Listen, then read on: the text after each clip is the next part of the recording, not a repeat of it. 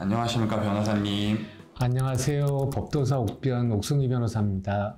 네, 변호사님, 제가 오늘 여쭤볼 게 명예훼손에 관해서 좀 궁금해서 여쭤보려고 하는데, 명예훼손의 정의에 대해서 얘기해 주시겠습니까?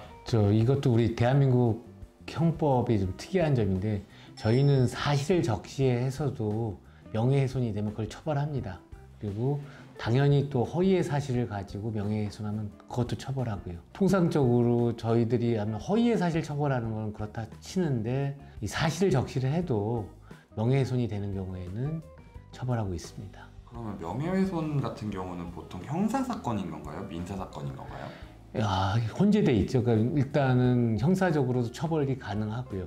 그리고 요새는 이제 형법상의 명예훼손 외에도 그 SNS로 해서 명예훼손하는 경우, 그게 유튜브든 아니면 카톡방에서 이루어지든 하여튼 그런 경우에는 정보통신망 이용 촉진 및 정보 보호 등에 관한 법률에 의해 가지고 또 처벌하고 있습니다. 그리고 그거에 기해서 형사 처벌이 되면은 민사소송으로 해서 손해배상 청구 소송을 할 수 있습니다.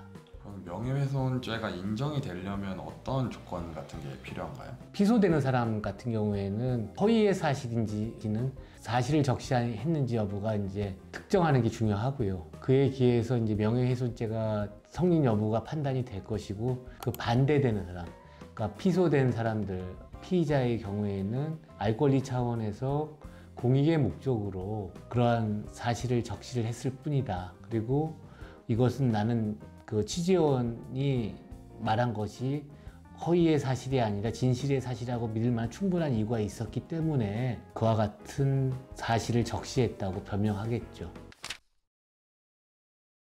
변호사님, 방금 전에 SNS에 대해서 잠깐 언급을 해주셨는데, 요즘 SNS나 커뮤니티 같은 곳에서 헬스장이나 병원 이런 시설에 대해서 피해받은 사실을 폭로하는 경우도 많은데, 그런 경우에도 명예훼손죄가 성립할 수 있나요? 예, 그 당연히 그렇습니다. 이게 그 사람이 특히 그런 사람이 인플루언서라면은 해당 업체는 그게 허위 사실인 경우에는 엄청나게 경제적으로 피해를 입기 때문에 당연히 그건 처벌하고 공연성까지 있으면 명예훼손이 될 것이고, 단순히 사실 적시면 모욕죄가 되고, 그 다음에 그 업무방해라는 게 있습니다. 형법상의 업무방해 내지는 신용훼손이라는 게 있는데, 그러한 사실들이 허위의 사실이어가지고 그 업무를 하는 그 업체에 대해서 피해를 준다면은 당연히 그것도 처벌할 수가 있습니다. 허위 사실이 아니라 진짜 실제로 있었던 얘기들을 가지고 얘기를 한다면 그거는 뭐 아무런 상관이 없는 건가요? 그 경우에 이제 사실 적시해서 또 명예훼손이 문제가 될 수가 있겠죠. 변호사님, 그러면 혹시 폭로에 대한 내용이 거짓 폭로였다면 그거에 대한 죄가 가중될 수 있나요? 그 사람이 전과가 있거나 지속적 반복적으로 해가지고 그 폭로로 인해서 피해를 입은 사람이 엄중한 처벌을 한다면은 그것을 가지고 양형인자로 해서 법원에서 더 엄중하게 처벌을 하겠죠. 변호사님, 오늘도 상세하고 친절하신 답변 감사합니다. 예, 점점 방송에는 익숙해지고 있지만 아직도 어색합니다. 법도사 옥변이었습니다.